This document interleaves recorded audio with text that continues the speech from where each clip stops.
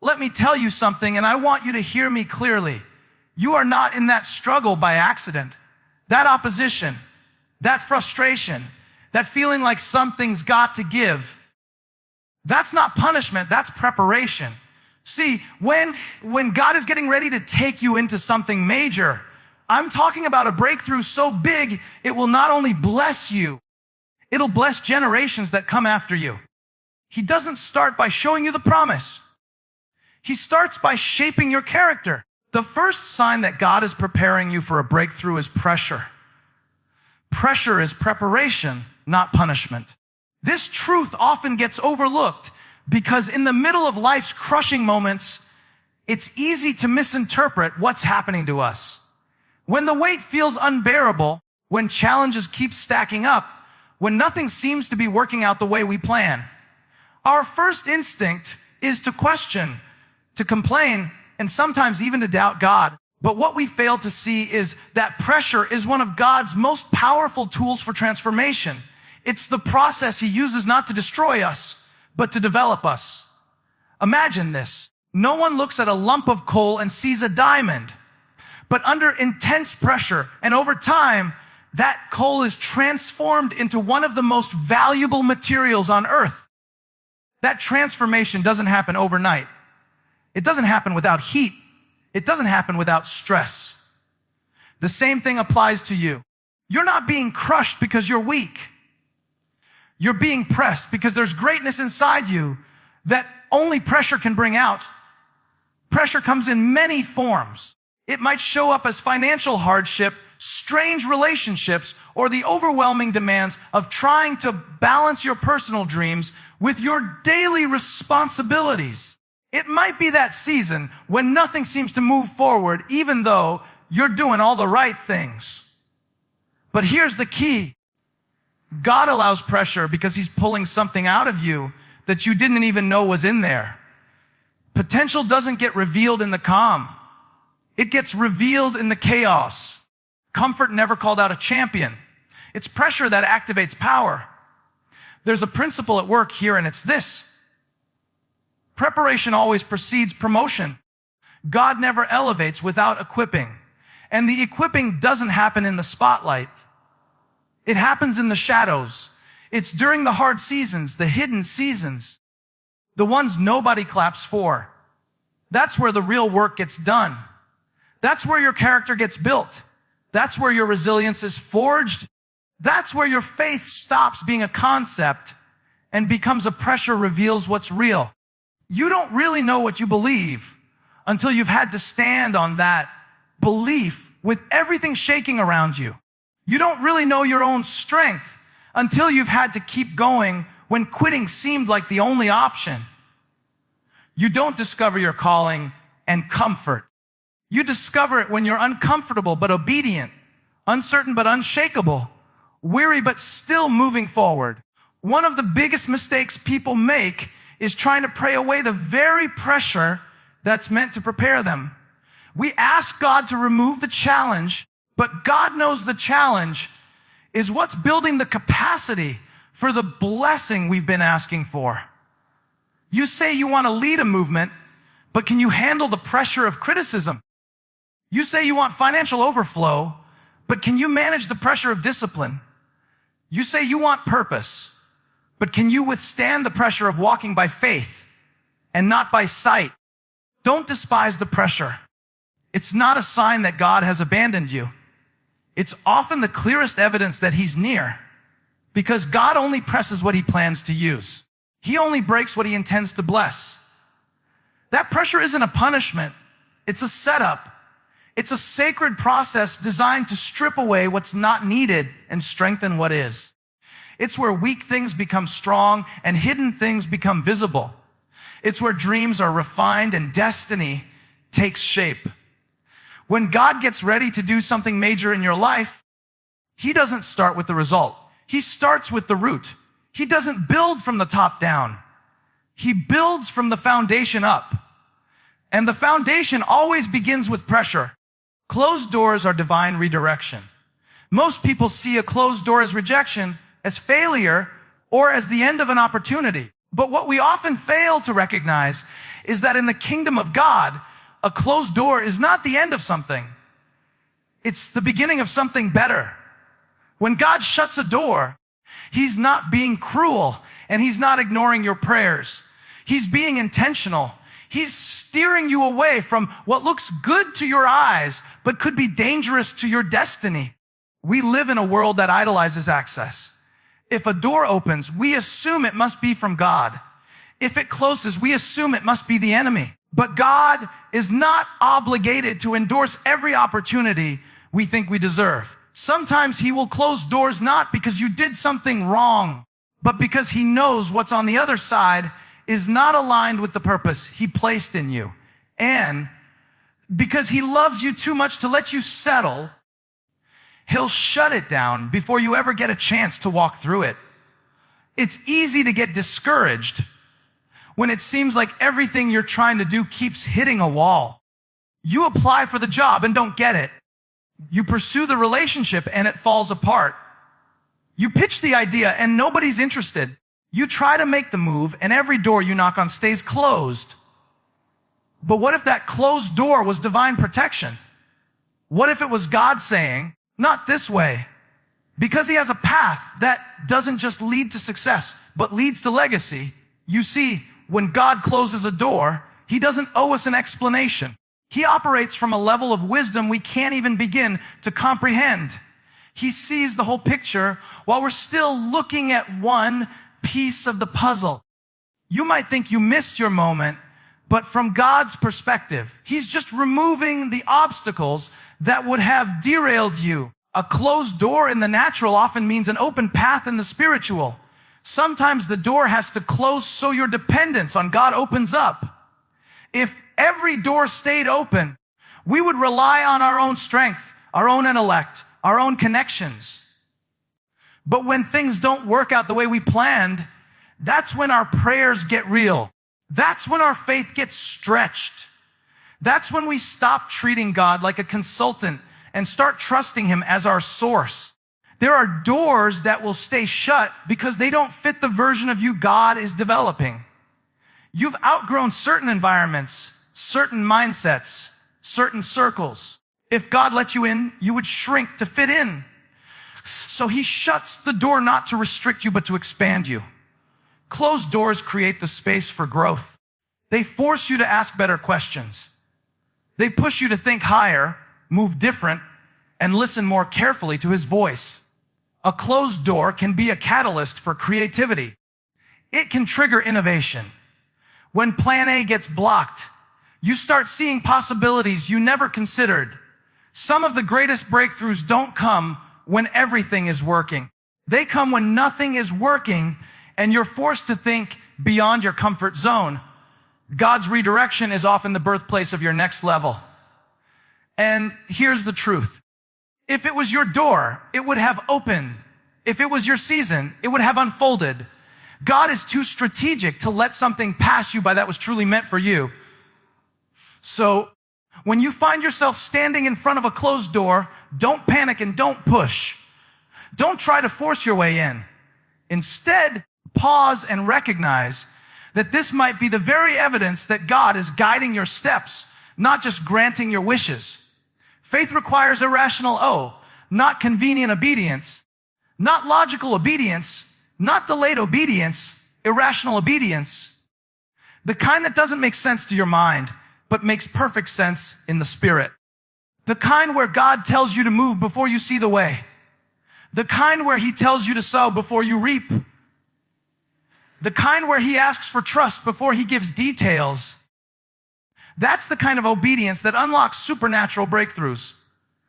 God doesn't operate on human logic. If He did, He wouldn't be God. What He asks you to do will often defy your understanding because His thoughts are higher than your thoughts and His ways are higher than your ways. We like to obey when it's comfortable, when it fits the budget, when it lines up with our schedule, when it confirms what we already believe.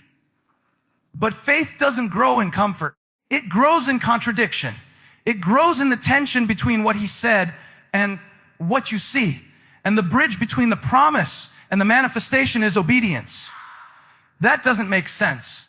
Think about every major move of God in Scripture. He told Noah to build a boat when there was no rain. And he told Abraham to leave everything familiar without telling him where he was going. He told Joshua to march around Jericho instead of attacking it. He told Peter to cast his net on the other side after catching nothing all night. None of these instructions were logical. None of them made sense to the people receiving them. But every one of them produced power because the obedience was rooted in faith, not reason. We want to see before we believe. But God says, believe and then you'll see. That's irrational obedience. That's when you give before you get. That's when you praise before the breakthrough. That's when you apply again after being rejected. That's when you stay planted when everything in you wants to run. God uses irrational instructions to reveal who really trusts him. Obedience is the proof of faith. Not feelings, not words, obedience. Sometimes the instruction will stretch you so far outside your comfort zone that you question whether you even heard God right. That's because he's not trying to accommodate your convenience. He's developing your capacity. Obedience expands your spiritual muscle. It trains your spirit to listen above the noise, to trust beyond the logic, to walk when there's no path.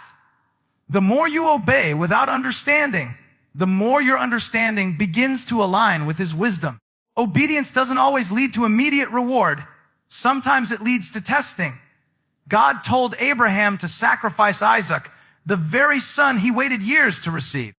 That wasn't a test of cruelty. It was a test of priority. It was a test of trust. Would Abraham obey even when the command clashed with the promise? That's irrational obedience. And because he obeyed, God provided the ram and the promise was preserved. God will test your obedience before he releases the overflow because he needs to know the blessing won't replace the blesser in your heart. Irrational obedience will make you look foolish to people who walk by sight. They'll question your decisions.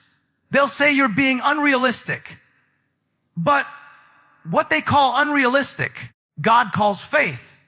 And faith will always challenge your pride, your plans, and your preferences.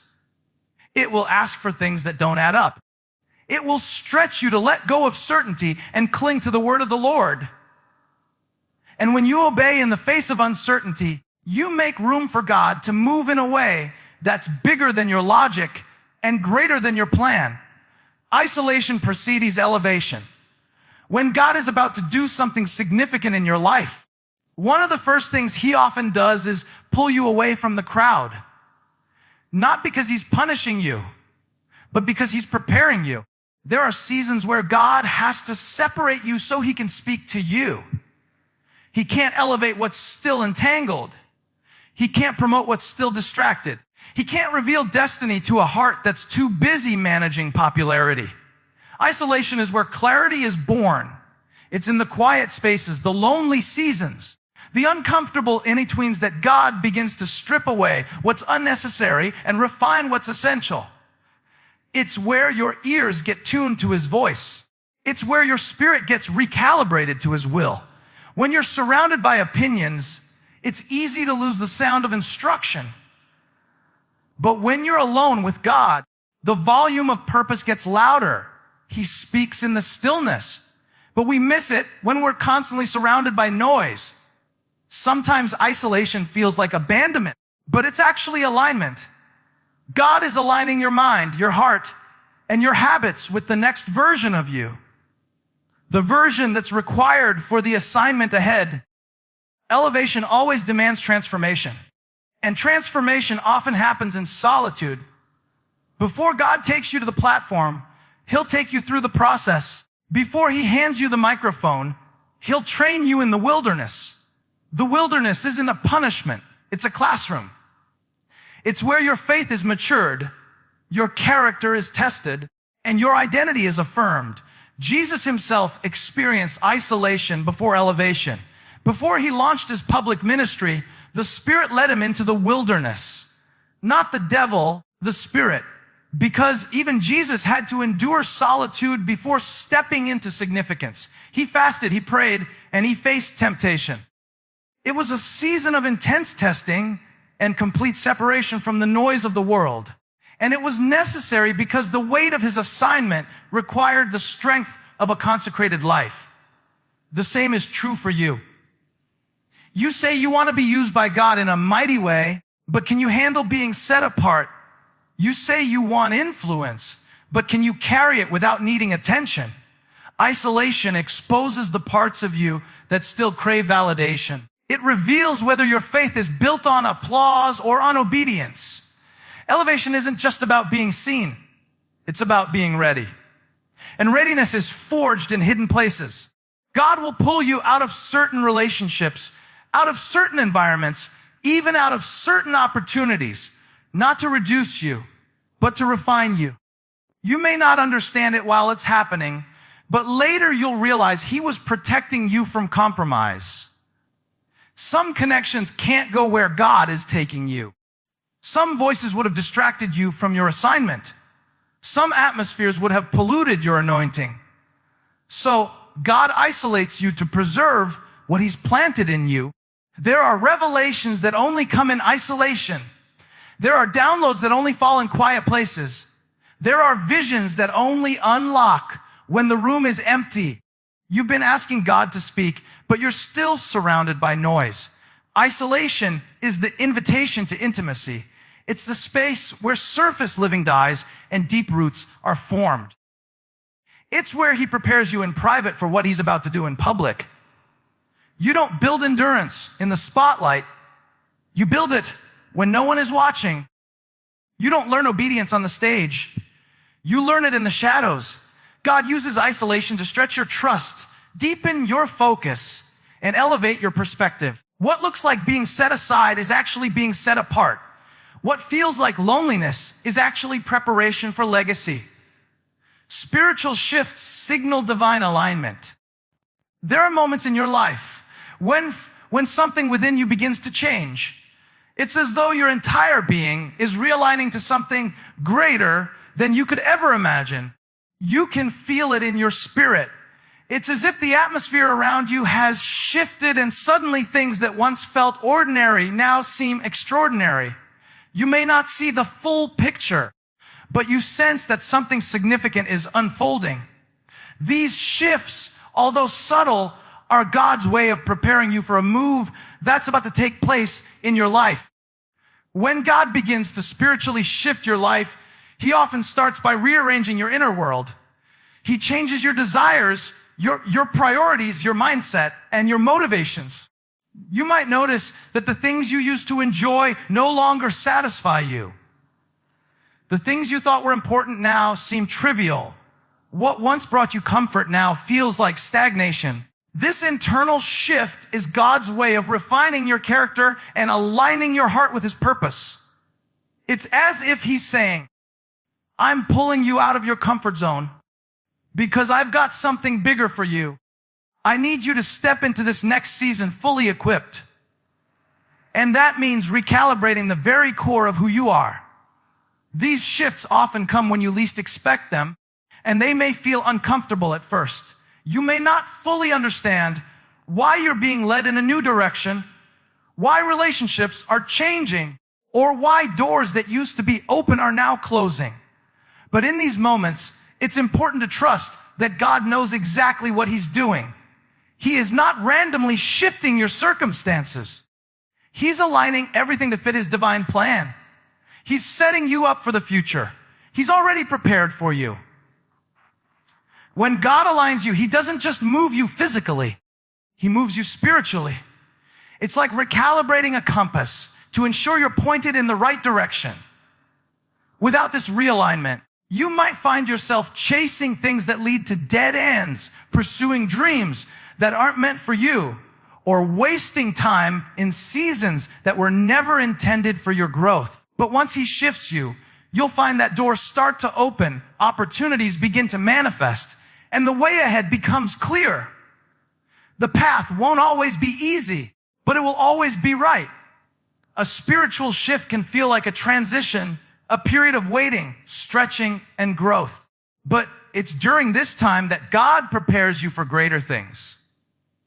You may feel as though you're being tested, stretched beyond what you think you can handle.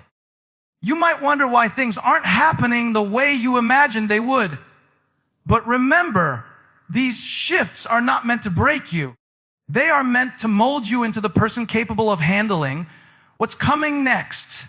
The capacity God is building in you now will enable you to carry the weight of the blessing He's about to give you. It's during these shifts that you experience growth that can't be measured by human standards, but only by divine standards. Spiritual shifts also bring clarity. When God realigns you, He removes confusion and replaces it with a clear sense of direction. You may begin to see your life's purpose in a new light. What once felt like a series of random events starts to make sense as you look back and see how everything was part of a larger plan. The more you surrender to God's realignment, the more you start to understand His voice. He no longer feels distant but close. The more you yield to His shifts, the more you see His hand guiding every step you take. However, these shifts are not always immediate or painless. It can feel like being in a state of transition, moving from one season to another without fully understanding what lies ahead.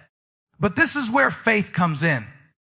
Trusting that the shift is for your good, even when you can't see the full outcome, is key. Just because you don't have all the answers doesn't mean God isn't moving behind the scenes. The shift is often invisible to the naked eye. But in the spirit, the groundwork is being laid for something extraordinary. As you embrace these shifts, know that they are often the most important moments in your life. They are the divine realignments that position you to step into your destiny, to walk into new seasons, and to embrace the purpose you were always meant to fulfill.